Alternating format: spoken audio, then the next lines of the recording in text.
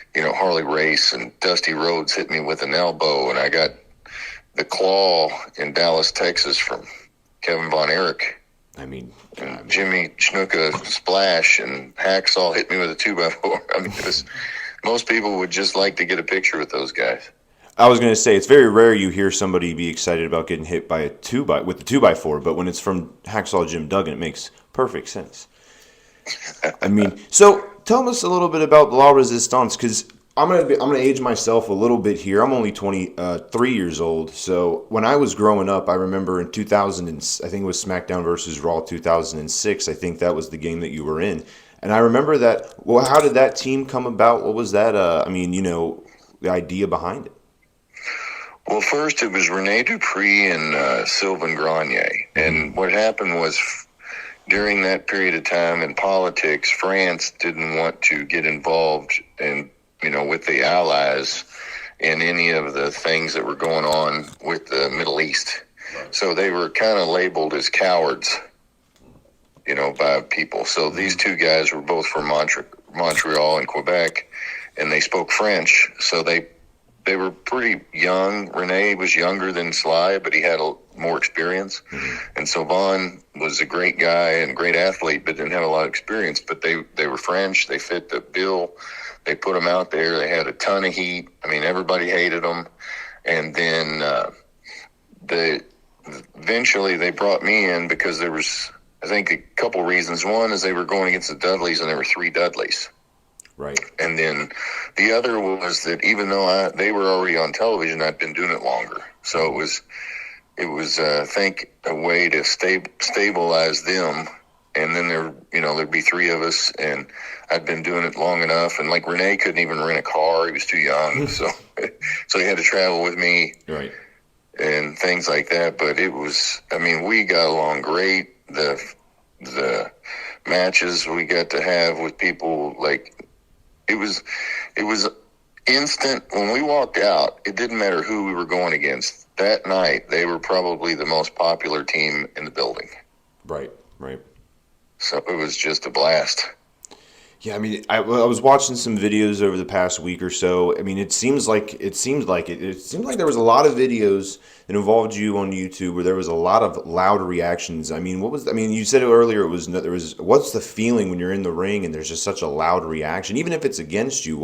Has to feel great. Well, it's like music to your ears when you're wanting to have them against you. Right. Every boo is like you're just like soaking it up. Mm-hmm. Now, to be honest with you, as a heel, the most fun is to lose. Right. As long as you keep yourself strong enough that when you finally lose, and that 20,000 people go 1, 2, 3, and then explode, it's pretty cool. But when you win, the reaction is definitely different. You leave with heat and the people not liking it, but it's still not as much fun as hearing them finally happy. Right, absolutely. Yeah, that makes sense. So what brought the end to your WWE career? Was there a mutual agreement? Was it just, what brought that along? Well, it was a couple factors. Is that, they split us up from La Resistance, and it wasn't because we'd really ran our course, but they wanted all of the kind of anti-American response to go to Muhammad Hassan. Right. So whenever they split us up, they put Sylvain on SmackDown and me on Raw. They never really had ideas like what they were going to do with us. They just wanted to split up the team. So I had came up with the con man idea, which was like a Rick Rude type of character, with one of the writers, and we started it, and it started to do good. And then what happened was there was another writer who was the lead writer, and he had been off writing a movie. So when he came back, he really never got the idea of the character. It just wasn't something he liked. Right. So for the most part, I went from beating everybody to just losing all the time and it was directly, it was just, he didn't like the character. Yeah. And as far as reactions go, it's funny because when they come out with La Resistance, we had some of the loudest reactions. But when I became a singles wrestler, the music they gave me got some of the. I mean, the crowd could be going crazy, and that music would hit, and it would just kill it. I mean, even I would be like all jacked backstage, ready to go, and my music would hit, and I'd be like, "Oh my god, this is bad." I mean, it was funny, but it wasn't. It wasn't exactly time to play the game or Stone Cold's glass breaking. It was like. I don't know. When they were writing, it was like me. The first time I heard it, I was in the position to walk out, but I thought it was Kerwin White's music that he had just wrestled. And they were playing his music on the way back because he had like a lounge song too. Yeah. When I heard it and they said, "That's you, go out," I was like, "Oh, shoot." Right.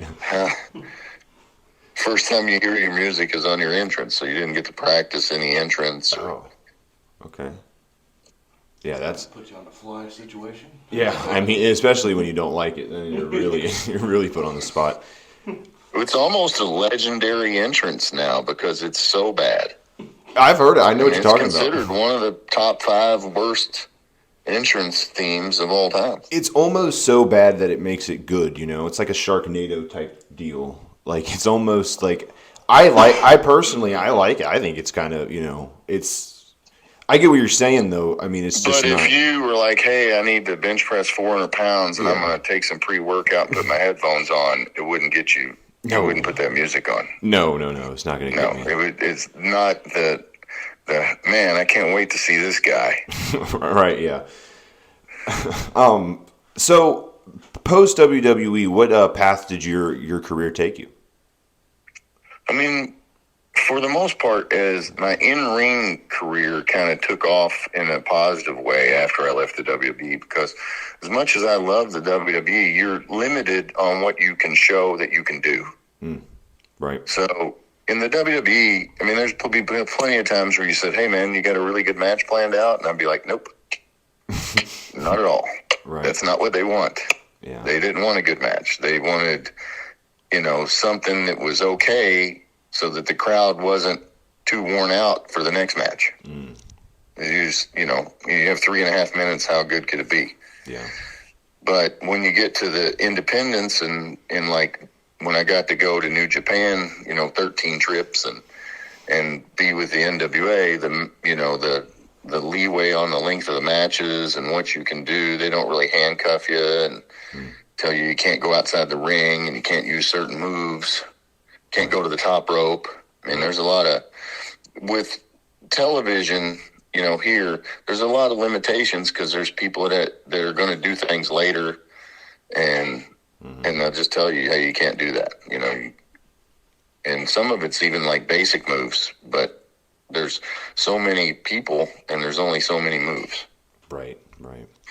But yeah, going to the NWA, becoming the NWA World Heavyweight Champion was a big deal for me. Yeah, that's it. So that led to me, wrestling in front of, 15, 20,000 people each pay-per-view over in Japan, and led up to me eventually losing the championship in front of 40,000 people with Harley Race holding the belt up at the Tokyo Dome. I was going to say, what was that like wrestling in Japan? Because they take it super seriously over there. I mean, it's a different culture. It's a different type of, crowd response. What was it like in Japan? Well, the thing is that if you go to the bigger cities like, obviously Tokyo, the fans react the same way they do here. Okay. Some of the smaller towns, they still kind of sit and just clap when something happens, almost like a tennis match.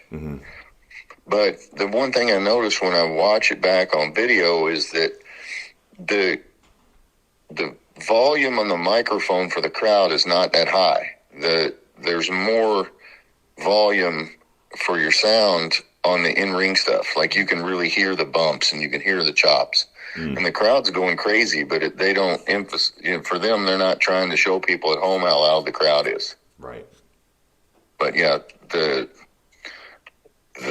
bigger towns where they're a little more westernized, so they're used to cheering and booing and things like that. But when we would have the shows during the week in between the big towns, so a lot of times you couldn't even I mean, it didn't even matter if it was their top guys like, Okada and Tanahashi. You couldn't tell if the crowd was having a good time or not, but they were sold out.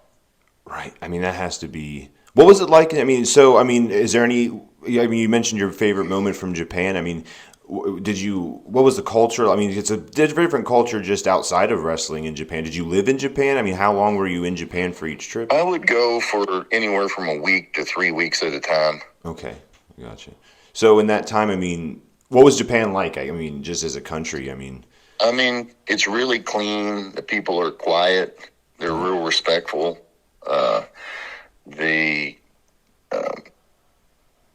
The fans are different than they are here. It's almost like they're real reserve, and they're passionate, but real reserve and respectful. right. I mean, not that they aren't here, but it's just different. It would be like if almost treated like it was the NFL or NBA, outside of the venues, here sometimes still people will come up and say they hate you or something like that, but they're not like that. Right. But the wrestlers are really good. Yeah. To make it to that level, those the Japanese guys, their training is it's so much more thorough. Yeah. Because there's not as many of them. I mean, there's a lot of wrestlers here in the United States. But over there, in order to become a wrestler, you have to live in a dojo for the first 90 days. You can't leave. I mean, you wash the clothes and cook and get beat up for 4 or 5 hours a day and have to work out. And they really teach a lot of respect to the people that came before them. Yeah. So I enjoyed it. I mean, I just really, it's one of the, it was one of the other places other than the United States where you can wrestle in front of big crowds and make a living doing it. Right, absolutely. I know we're jumping kind of ahead here, but I know you're a busy man. We're not trying to hold you up. Battle on the Border. When did you get involved with Battle on the Border? I got involved before they had their first event. When he was thinking about doing it, and he contacted me, we talked about, some things that he could do. Denim, a lot of times when people promote events, the early ones, they learn by losing money. You're right. They maybe pay people too much. They pay too much for the ring, too much for the building, and it leads to them having one show and that being the end of it. Mm-hmm. So, we talked about some of that, and what is a reasonable amount for pay, and how much you should spend on a building, and things like that, and then also making it an event, because that's the difference between the WWE and a lot of other places is when people who don't even watch wrestling will go to a WWE event. Right. Because it's kind of a spectacle. Mm-hmm. And, just having a ring in the middle of a gym with no barricades and different, every chair is a different kind of chair. I mean, yeah. And Denham really, decided to go into it because he promotes other events. So he went into it thinking, I'm going to have professional shows. I want people to not feel like what he's putting on is a step down from anybody. Right. And that's what I think he's been able to accomplish, is that just about everybody that goes to an event comes back. They're not disappointed. Yep. They're always they always leave knowing that they got their money's worth. Yeah, absolutely. We've been working with him for about a year now, and it's been a great experience. I mean, it's very professional. Shows are always well done. What's your favorite Battle on the Border moment so far in your career here? Well, I was the first. We had a tournament for the first ever champion when he got a brand new belt and everything, and then when I became the inaugural champion, and then the next month he had T-shirts that they were selling with my picture on them that said, first ever Battle of the Border champion and stuff like that. So that was, being in on it in an early stage and then just watching it grow. And I mean, like I said, a lot of places have one show and that's it. But Right. he really managed to give people something that they're going to enjoy and run it professionally. And, he's been around like, was it 5 or 6 years now? And that's, I mean, even to make it through COVID and still be able to run events, it's great. Absolutely. You are currently tag team champions with Justin Xavier. How has it been being a tag team champion with Justin Xavier? Now he has Bobby Fulton kind of mentoring him. What's your experience been with him so far? It's been great, man. He's like, really athletic, and it's like wanting to get better all the time. And that's the thing, is that sometimes when people become a champion someplace, they think that they made it. Right. And really it's just the beginning, because then you have to kind of prove not only can you put on good matches, but that people will come to see you. Right. And having Bobby with him, who's, Bobby's a real gentleman and one of the class people in this business. Mm-hmm. And I couldn't think of anybody better for him to, be listening to. And Bobby's ran events. I mean, he's done it all. Mm-hmm. And I don't know anybody that's ever had a negative word to say about Bobby. Right. Yeah. I mean, he's at every show. He's very right now. They're in a little bit of he has a little bit of a problem with Fulton, or with Spectre Enterprises. He's not a huge fan. That's who you're going to be taking on here coming up next Saturday. Going into this match, I mean, what are you? I'm not going to ask you to reveal your game plan or anything, but what are you going into this match thinking? Well, we're going to have to really come up with some good tag team moves. I mean, I've been wrestling in tag teams for a long time, but, he's new to it. We're going to have to really work together because both of those guys are bigger than both of us. I mean, right. I'm not, both of them are bigger than me and both of them are a lot bigger than him. Right. So it's definitely going to be a challenge for us to see what we can do physically, against those two guys. And then the thing is that, we're trying to, I mean, it's the side that I'm on now, the shows are in Ohio and they're in Indiana, and that's my backyard. So sometimes you're trying to do the best you can to win within the rules. Mm. But I know that the guys on the other side don't care. Right. So I'm hoping that we can,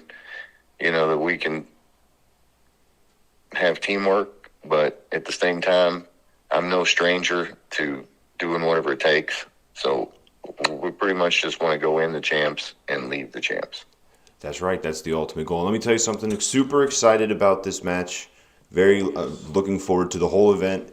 River's Edge, March 25th. Battle on the Border, Night of Champions. Very excited for it. If there's anything that you need to promote, anything that you want to get out there, this is your time now. No, when the people come to the event, we'll be there. We'll be signing autographs. We'll be taking pictures with people.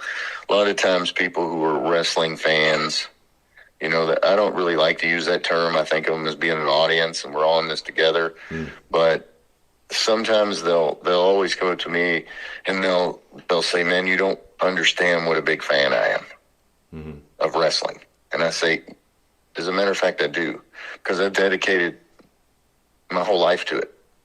Yeah, absolutely. So nobody's a bigger wrestling fan than the guys that wrestle. Yeah. Because not only did they watch it, but now they do it. And I've wrestled in 49 states and 12 countries and had a lot of injuries that if this wasn't something that I loved, that I would have never been able to overcome those. So I just want them to know that when we're out there, that we love wrestling as much as they do. Absolutely. I think that's a great way to end it on. Thank you again for joining us. It has been an absolute honor, and hopefully we can do this again sometime and get a little bit deeper down into things and talk about all your whole expansive career. there's so much that we wanted to touch on. But again, busy man, don't want to hold you up doing this silly little podcast we do here. So, but thank you again for joining us, and we'll make sure to come and say hey to you on March 25th. Oh, yeah. Yeah, I look forward to it. I appreciate you guys. Absolutely. Good having you. Yep. All right, we'll see you then.